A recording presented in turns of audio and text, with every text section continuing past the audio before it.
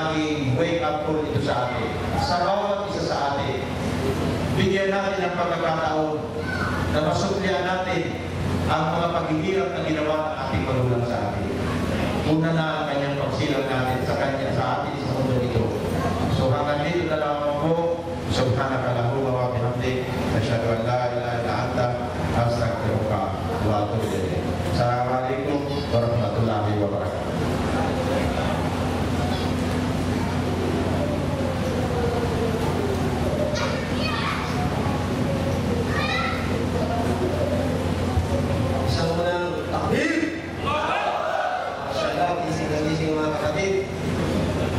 Maraming salamat sa inyo sa inyong niyang lectures at paalala sa ating lahat, bilang mga anak at bilang mga magulang, na ang tungkulin ng magulang sa anak at ang anak sa mga magulang. So, alhamdulillah, mamaya kung may mga question and answer tayo, ay itatry natin sa oras natin. Sa araw na ito, sa gabi nito, tayo ay sama-sama muna magsaya. Namnamin natin ang buwan ng Ramadan. Pagkat ang buwan ng Ramadan ay buwan ng pagtitikas, sabi nga nila sa Biblia sa Tagalog. So, isang nang loob dyan. Sino? Meron tayong trivia. Meron tayong trivia. Kung sino ang makakasagot dito ay meron siyang load na matatanggap. Special.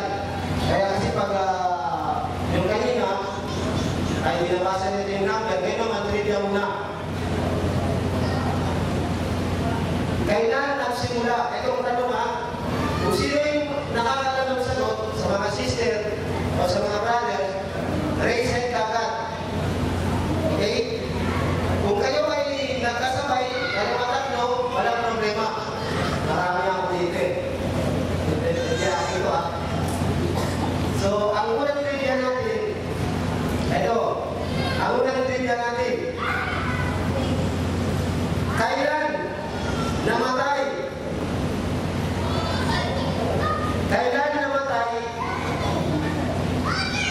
ang kalaban ng Islam na si Magellan? Ano? Buwan na ang pinatanong ko at araw, kaya hindi ng lawan.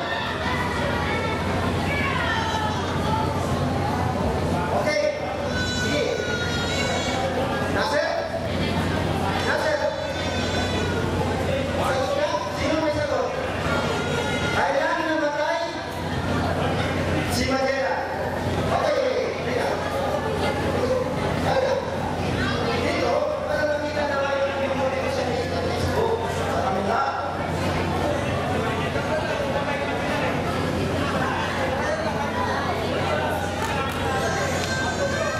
Subo ka, naman 1651. Hindi, namatay. Namatay yung program. Ang tanong po natin, hindi kailan dumating. Kailan siya namatay? Nasir?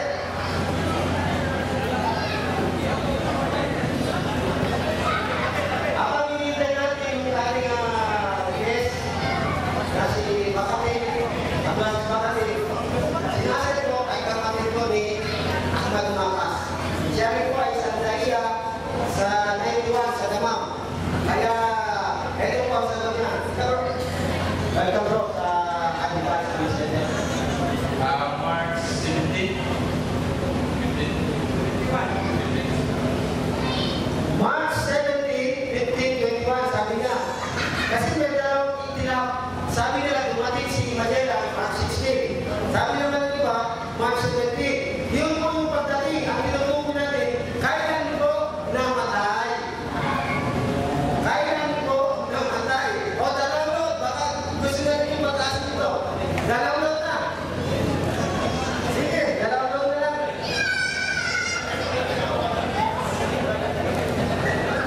Sige, dalawang na lang. O, kung nila lang. Ayun, nalaban.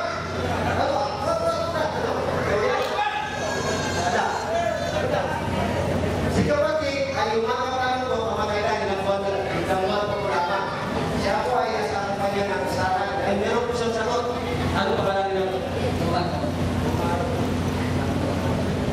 Balik na. March 27, 1851. March 27, 1851. Isa lang na lang tumama, pero wala ka rin. Allah Akbar. Malapit na. Sino kaya ang makakasagot ito? Ayun, sinay. Ako, hindi ka alam ko ito. Dalawang mo pa naman, ha? Ako ang pagunin, ha? April 27, 1821. April 27 daw. April 27, 2021. Ano siya? Takbir! Yun ang tama. Welcome back. Masyaallah. Masyaallah. Si kapatid, hindi ko ito balik Islam. Pero tingnan nyo, memorize. Nakakaya tayo na balik Islam. Nakakaya tayo. Allahu Akbar. Isang buwan lamang at isang araw tumagal si Magellan. Namatay, paano niya mag-Christianize ang mga Muslim? Kaya ibig sabihin, hindi siya nagtagumpay. Isang pagaling natin ang nagtagumpay ang pumatay kay Magellan. Kapil! Masyala.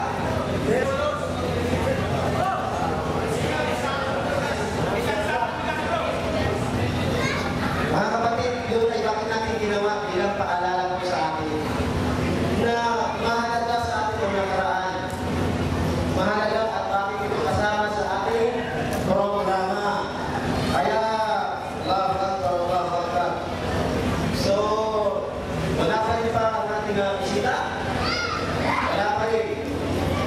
Kaya tayo naman ngayon ay gagawin sa isang programa natin. O yung mga bata, ha? Maghawak sa kuryente. Kaya naman, sige, huwag lang, magano kayo, huwag lang maingay. Ngayon naman, pupunta tayo sa isang programa natin na magbibigay sa atin ng tinatawag na kasiyahan. Paano sila mag-exhibition ngayon? Bibigyan naman tayo ng example. Paano yung tinatawag na self-defense. So mga kapatid, ito po ay bawal sa mga hindi marunong. Ito ay kailangan para lamang sa mga nais ng self-defense. So ang ating kapatid na matagal na dito sa Alidaya, siya po isa sa mga ating ukawan na masipag. Anytime, kailangan natin nandiyan. Walang iba kundi ang master natin ay si Abu Kharim. Alingin Allah ay nandito at meron siya mga estudyante na tinuturuan. Ngayon sa ilang buwan na pag-aaral nila, ipapakita nila sa atin kung paano sila nag-aaral. Na kung kailangan natin mag-aaral, nandito naman po siya sa grupo ng ating mga kapatid sa Alidaya Islamic Center. So, bro, iyan mo sa atin yung ano, gagawin. A'udzubillahi minasyaitonir rajim. Bismillahirrahmanirrahim. Una sa lahat, magpasalamat ako sa Allah Subhanahu wa Ta'ala na pinitulutan niya tayo magtagpo sa gabi ito at inaos natin yung Ramadan Open Night. So mga kapatid, pangalawa ay paabot natin ang pagpasalamat sa mga tao kung sino man ang nasa likod ng programa nito at sa mga ating guests, honorable guests, visitors, brothers and sisters. Let me greet you the universal Islamic greetings. Assalamualaikum warahmatullahi wabarakatuh. Ladies and gentlemen, tonight we will proudly present to you the BNMAE, Balik Islam Masyarakat Association, proudly present sila yung nag-aaral sa loob ng 48 hours. This is the product of the 48 hours sa pagsisikap nila sa tabing dagat doon sa Cornish ng Nagua. So ladies and gentlemen, we will present to you All-Star Yusuf Logronyo, please come forward. Okay, followed by Jibril Santos, Ismail Abdul Karim, and Dawood Lisa. Please come forward together with two young students. Ismail Kalius and Hari Kalius. Please come forward. So ladies and gentlemen, the first performer is Ismail Kalius. So, tumupo na kayo dyan ng mga malaki, harapan. So, okay. So,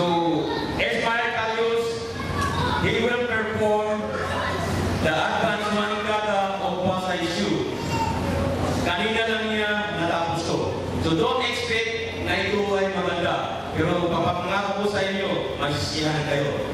Okay. Smile. Start. Para pa sa kanila.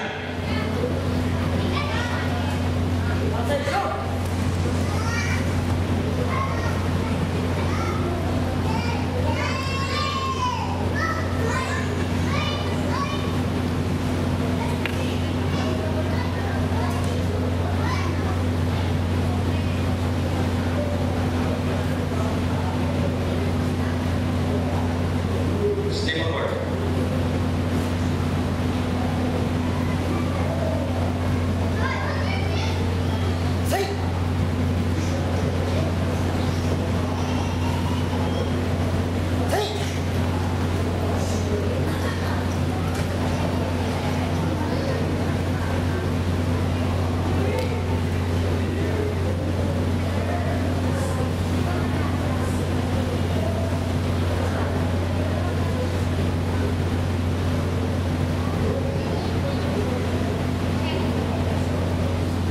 Takbir! Mga kapatid, this is a challenge for you. Napakabata ba niya? When in 2 days, natapos itong tata na ito. This is challenge to the big one. Sa ating mga malalaki. 2 araw lang. Within 4 hours. Natapos na naman tulad sa kapir. Okay, salamat na naman. So next performer is Harry Calios.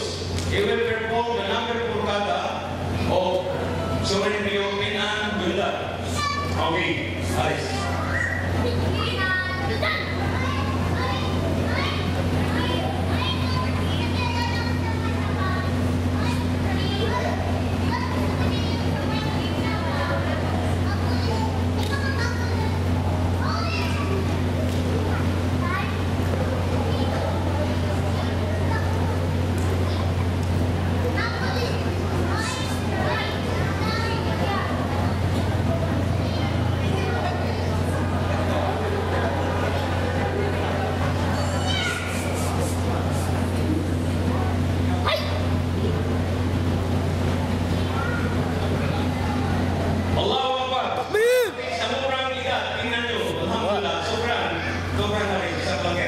So the next part of our program is a gun defense.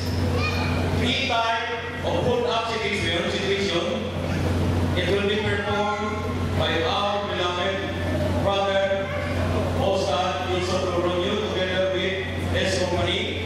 Okay bro, papakita mo sa kanila kung paano i-eskapuhin ang baril kung saan sakaling i-hold up sila.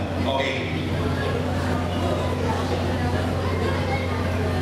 Okay mga kapatid, ang unang papakita, gun defense sa harapan.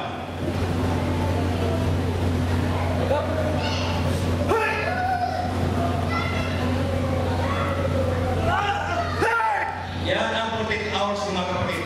It is only a protect hours. Okay, sunod. Sa likod, gun defense at iba. Basta kamay, utak to! Hey! Hey! Yes, another protect hours.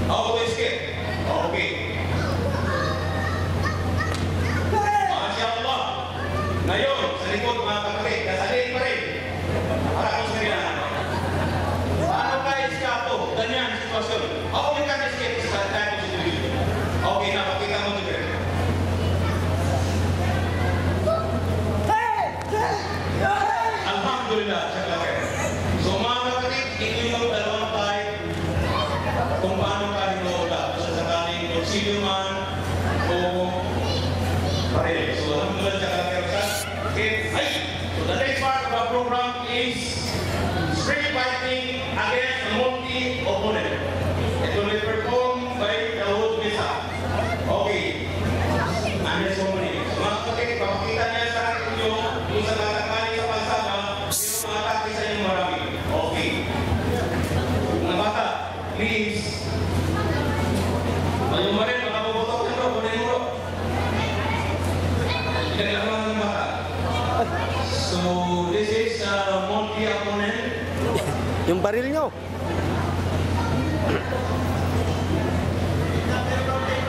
Distansya ng muti.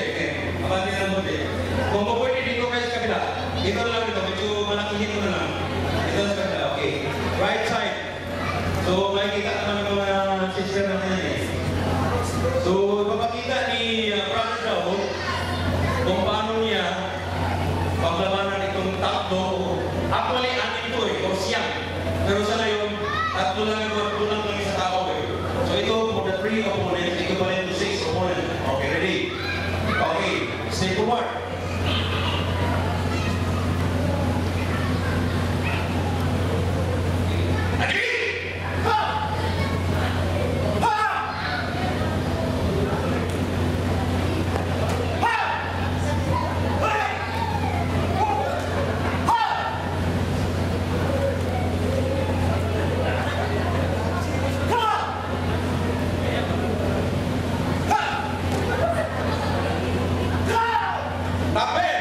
Wow, Akbar. Okay, dito lang tapos, inshallah, ay kami po ay mga miskin. Inshallah, ang Islamic Center, o sino mga kapatid namin dyan, na kami ay bigyan ng room, inshallah, kami ay magkakaroon kami ng club. Yun lang, sa kalakir, sa Alaykum Rahmatullahi Wabarakatuh. Kami ay nagturo ng libre, o ng bayan, ang hiningi ko lang sa inyo, matuto kayo. Sa kalakir. Alhamdulillah, amin. Assalamualaikum mga kapatid. Salam.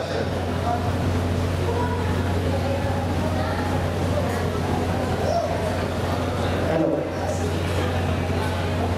So, masyaallah, kita natin po ang exhibition na ginawa ng ating mga kapatid. Yung po ay sunnah na dapat ginagawa ng isang Muslim ang magparalas. So, alhamdulillah, at tayo ay dumako na sa ating susunod na programa. Nandito na ba si ano? Wala pa rin. Wala pa rin ang ating kapatid na hinihintay natin. So kaya pupunta naman po tayo sa pangalawa nating speaker na walang iba kundi pero binigyan po natin siya ng 10 minutes. Kumbaga ano to? Bilang example kung paano niya niyakakalis siya. Dahil marami po siyang karanasan bilang isang dating Kristiyano Katoliko na hindi naman po basta Kristiyano Katoliko kung hindi maraming salamat sa kanya mo. Nandito pala si Brother Isa. Mabawag pa, iwan niya yung maka. Pumunta dito at ngayon, ginukunan tayo. Pakil! Masyaallah. Welcome, Brother Isa. Brother Isa. So ngayon, yung tinutukoy natin po, yung kapatid natin, malayo po ang kanyang pinanggalingan. Pero dahil sa kanyang pagkahanap ng katotohanan, ngayon, nandito siya sa Islam. At hindi naman po siya nandito sa Islam, kung hindi, naglilingkod po siya kay Allah subhanahu wa ta'ala bilang alipin Allah. Allahu Akbar. Na siya dapat gawin natin. Kaya Abdul Majid, welcome po siya. Welcome po sa aking Sheikh na si Abdul Majid. Kaya si Munsabe, ako yan, nandito yung batang lamang. Kaya tinatawagan natin ang ating kapatid na walang iba kung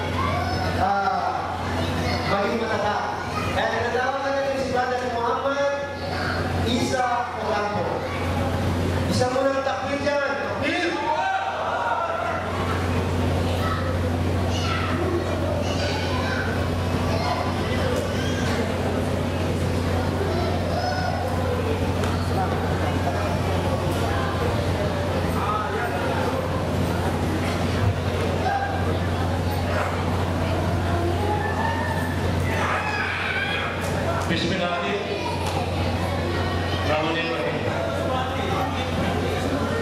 All of the praises, honor, dignity, glory, and respect, these are all for Allah, the Lord of the Alamin. Allah is unique with perfect attributes.